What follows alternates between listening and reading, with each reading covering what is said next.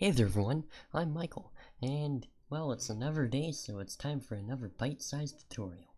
In this one, I'll be showing you guys how to add new applications to ShiftOS.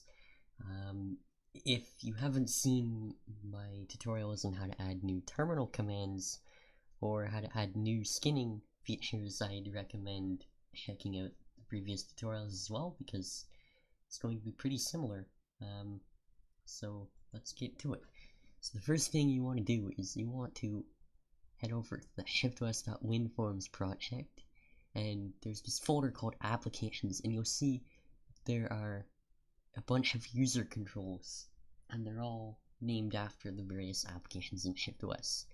For example, if we go to color picker, we get the color picker. Pretty simple. So yeah, we can actually add new applications by right-clicking on this folder and doing add new user control, and we'll just name it test application, and we can design our application, which I will skip for now. I'll just make it, that's pretty good. So next thing we need to do is we need to make it so we can actually open the application. And what we can do is we can give it a,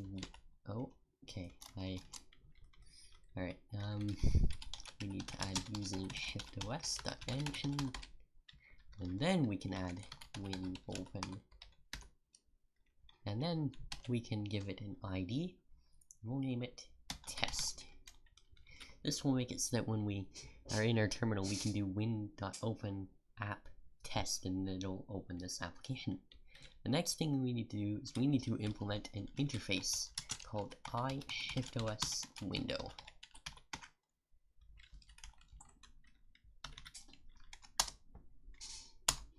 There we are. And implementing this interface will give you 4 methods. On load, which occurs when the window is opened, on skin load, which occurs every time a skin is loaded, on unload when the user closes the application, and on upgrade every time a Shiftorium upgrade is installed. So, since our application doesn't really need to do anything,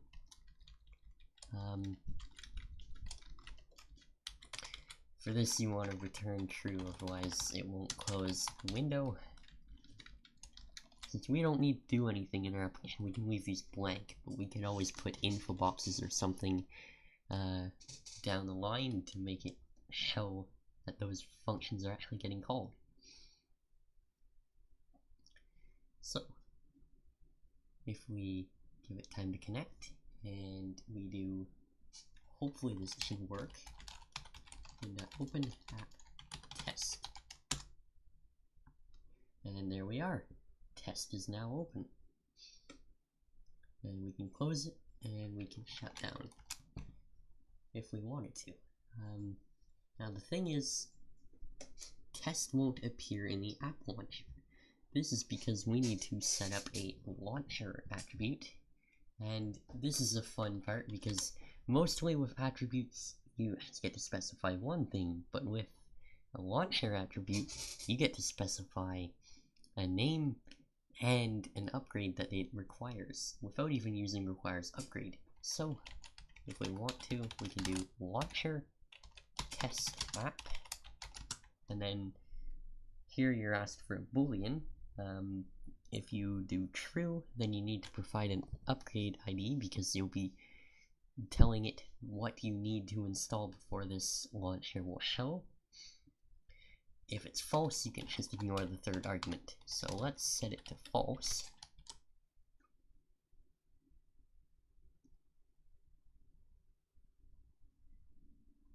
Alright. And as you can see, test app is now in our app launcher. And when we click it, it opens up. Pretty neat. Now, let's say we want to restrict the application to users who have a specific upgrade.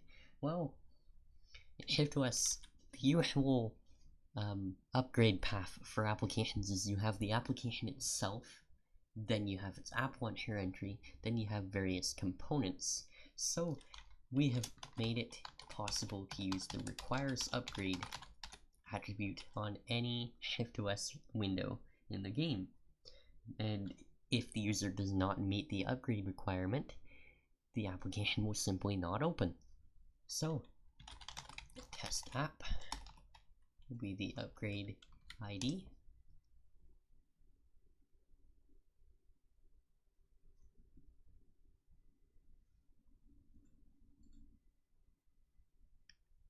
And when we open it,